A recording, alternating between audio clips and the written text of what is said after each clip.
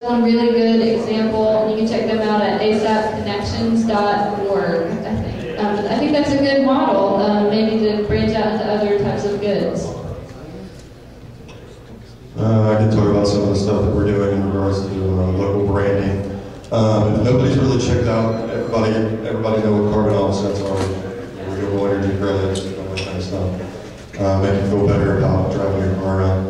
What we're doing with that in regards to our overall project, the Broyhill region in Central Appalachia, is we're creating a concept called Veneration Energy. And if you haven't checked out native energy as opposed to the Carbon Climate Exchange or the Chicago Climate Exchange, they have a really, really innovative concept that kind of accentuates what we're talking about here in sustainable development. Instead of going to the market and just buying those specific carbon offsets for those renewable energy credits and whatnot, and then exchanging money just for those carbon attributes, they also have a transparent market that actually unpack the social repercussions of where those carbon offsets are coming from. So they're native energy. They've traditionally been focusing on Native American reservations all over the United States, and they're ramping up right now from marketing our project right now to where what we want to do, hopefully with universities and companies throughout Central Appalachia, is market these carbon offsets and these renewable energy credits so we can stimulate a lot of the upfront revenue to where we can build all these renewable energy projects. So we should have that up and running probably in about a year after we have some of the larger projects online. And it's called Veneration Energy. And again, our website, jobs-project.org, will have some more information on that. So, thanks. I just go back to quickly. This is the only one that's not from Boone on this panel, but from an observer, I think y'all do a very good job supporting local before I got here. I've been to Boone many times over many years, but it's good to see, you know, I love going to downtown, and it's a downtown that has character, and it's not a downtown that's run over with, you know, the chains. Because I see that happening in a lot of my travels. They try to bring back economic development to their communities by inviting into the chains.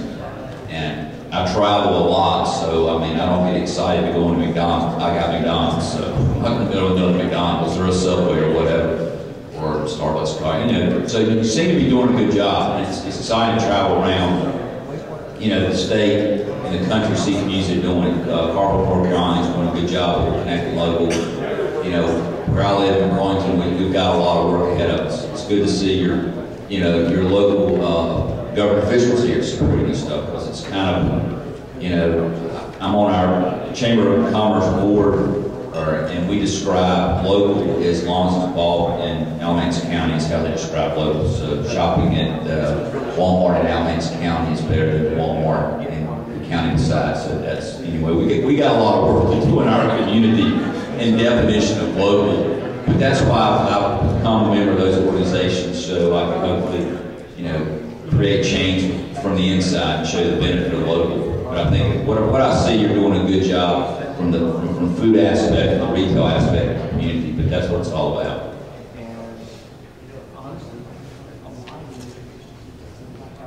So I know this really great local business branding group called the Green Business Plan. And Joey, would you mind standing up and pointing to that table behind you? Yeah, right there. That table has my Green Business Plan little display on there. So if anyone in here has a business, you need to sign up to get locally branded as a green business. We're going to make sure you're not greenwashing. Make sure you're doing all the good things about what a sustainably conscious business should be doing. And we, like I said before, we really want to work together to try and get some of these issues moving forward as a community that is interested in this sort of local branding of what is green and sustainable and environmentally conscious. That's why you get fuel. I would add, you know, where the change is going to, you know, really take place. Kind of reiterate what I was saying at the beginning is in the consumers, the customers, you know, the people buying stuff. We've all got to change our perceptions, and I think a lot of it has to do with trust, because we are bombarded every day with so many advertisements and brand names, and part of the reason for doing that is because these large companies build our trust in them, that they have a good product, that they're a reputable company, that they're going to stand behind their products. And a lot of people buy the same brands that your mom bought or whatever, that you grew up with. Oh, I know that's the brand, I'll get that. But we've got to kind of change our perception of what we trust. I've heard some people comment that, I need my cosmetics from a big company that I trust. They have, something behind them. Whereas, somebody making soap out of their basement doesn't have this reputation behind them, because they're just, they're making maybe 100 bars of soap a month. They don't have the power behind them to do that kind of marketing campaign. So it's got to go back to, knowing people who are making these products.